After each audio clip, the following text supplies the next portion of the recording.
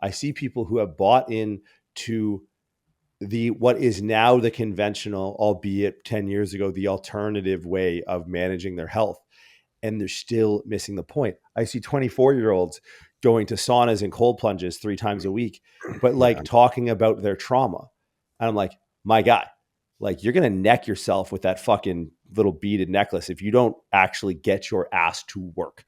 And the comparison is no difference in the microplastics and the bullets. It's like, if it's number 2 on the list, right? And it's not fucking heart disease, then don't worry about systemic inflammation in your 20s. Worry about making it to your 30s and look at the numbers. If number 2 is extension cord in the garage, then what is the antidote to that is not sunshine up your fucking asshole every morning. The antidote to that is making yourself a useful person.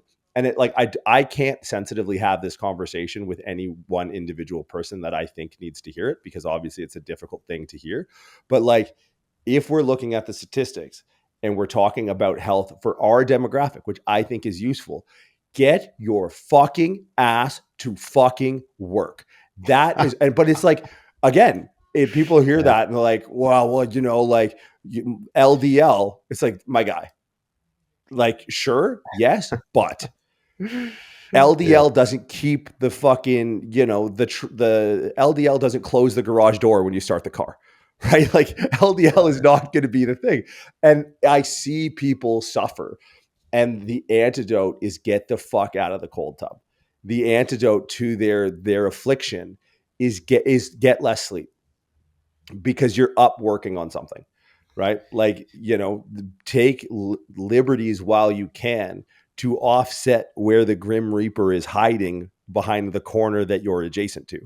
And, it will be seen and perceived as a bit of an ethereal conversation, but it's no different than in the demographic. If we were to look up, what the average or the leading cause of death was from Americans between 50 and 65, maybe colorectal cancer is somewhere on that list for males, probably within the top 10, or some type of cancer for sure in the top 5.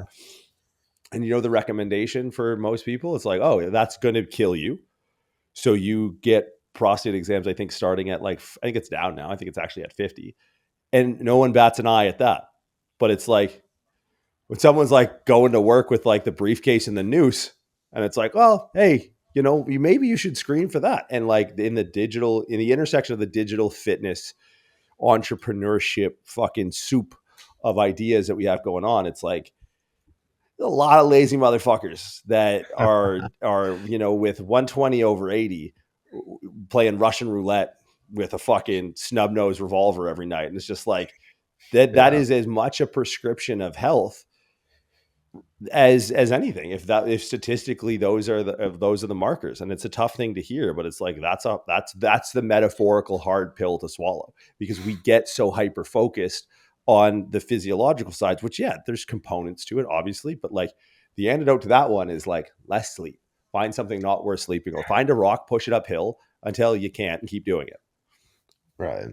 Yeah, that's crazy that I didn't realize that was the number 2 killer of like people in that demographic. And it makes sense. Like, I think a lot of people are very complacent and don't have a lot of purpose and meaning in their life. And this is something that, like, maybe for once I'll say in a more delicate way, is that like, I don't even think it's like getting your ass up and going to work, but it's like finding something to get your ass up for.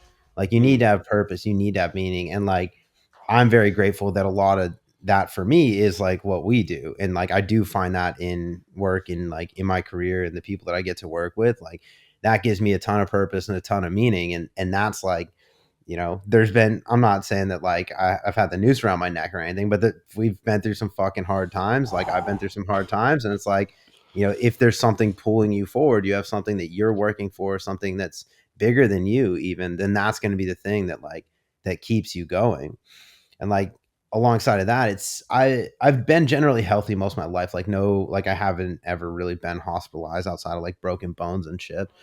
But like, the biggest thing that I've went out of my way to spend money on in my 30s has been therapy, and like going to therapy and like getting my head right.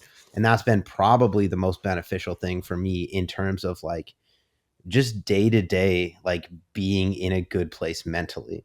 which is, you either stack the W's or you stack the L's in that column. And like, it sounds like the people stacking the L's, they're finding a way out. But that's something that, like, if you invest in that, that's probably one of the hardest things I've done, is like go to therapy willingly and then actually like do the work in therapy. And that's the type of yeah, right. You can't just go to therapy and like cry and be okay. Like, you got to fucking put it into practice. But like, that this took a turn way different than where I thought it was going to go. But like, there's no other way that you can define health at this age if those are the statistics. Like, don't let your buddy drive and go see a therapist. Right. Yeah. Yeah. Yeah. Hey, get down from there. Or like, yo, Yeah, the cops are coming. That's still, but and right. like, I just think the conversation is so beat to death around LDL ratios and Yeah. HbA1c. It's like, yo, dog, are you joking me? Do you know how fucking, like, with that type of shit, how hard you are to kill in your 20s? Yeah. Like, physiologically, like, I know a couple Yeah. dudes that have had heart attacks late 20s. Like, I, Right. but when I thought I was having a heart attack, it was fucking panic attacks because my head was so cooked. Right. So it's Right. like, and I'm not saying fucking, you know, bang fucking trend at a gram a week for a year or anything like that, just because you have this buffer. Like, be smart on that side. Like, you mortgage your time here, man. Like, that payment's coming up, and how much interest you want to pay on the decisions you make in your 20s and 30s. But understand, your monthly dues when you're in your 20s and 30s are far less weighted towards the physical, right? Like, you Right. set yourself up right, man. If things go according to plan, how much zone 2 cardio I'm going to do? Just biking around some fucking neighborhood, and it's like, okay, you can withstand the stress now, but it's like, I just feel, and again, it's no fault of the people putting the information out there, but like, look at the population pyramid of the developed world. Like, look where the bulk of the people are, right? Like, it's fucking boomers. That's Yeah. why they're called boomers. There was a boom of them. And all of them were like, yo, fuck that, man. I ain't having a bunch of kids like my goddamn Irish Catholic parents. So it's like, you have this log jam of people getting into their later years of their life. And obviously, by the numbers of that, the largest audience to potentially consume information is going to be the audience where the most amount of people are. There's just not Mhm. enough alive people in their 20s and 30s compared to alive people in their 50s and 60s. So it's like, as a business ploy, whether it's a ploy or not, a byproduct of this demographic composition, of course, the most popular things in the world, or in the developed world, or in North America, Canada, the US, UK, and otherwise, are going to speak to the largest audience because there's the most of them to listen and consume the content. So, like, just by quite literally digital natural selection, they are going to ascend to the top of these mediums. But if you're someone who consumes this type of media, but you're not of the demographic of the target audience, you might want to be clear or be cautious in focusing on some of these things. Like, I know, guy, 24-year-old kid. What about Tongat Ali? Who's that? Who is Tonga? Is he related to Muhammad? Like, what is? Oh, it's a increase in. I mean, my guy. Like, go out and go to a bar and try and work an angle. Maybe you go home with someone, get in the fight. Get punch someone back, win a few, lose a few, get your licks, go to work on no sleep, throw up in the fucking bathroom toilet at work, rally, get back up on the ladder, take out the fucking rat traps, take out the trash, go meet up with your boys, do it again. And then do that for like a year if you're 20 years old. And then fucking we'll check your testosterone again. I guarantee you, like, going out and just being amongst it is gonna up your test more, or you're just gonna get your fucking nose broken a bunch of times. But like, it's like the lifestyle that people, they nerf their physiology with their psychology, and there's a positive feedback loop in both directions, right? We see it all the time with like resistance training in older populations. It's like, oh, I feel more confident and I feel better. It's like, okay, yeah, that started with an output to drive input. But when you're younger, it's like your inputs now are driving your outputs. right? So it's like the input of, you know, your mindset and your hyper cautious nature of the way you live your life starts to suppress your outputs, and then that suppression is cyclical, and now all of a sudden you're systemically down regulated because your thought leader in your the health part of your life is someone in their mid 50s.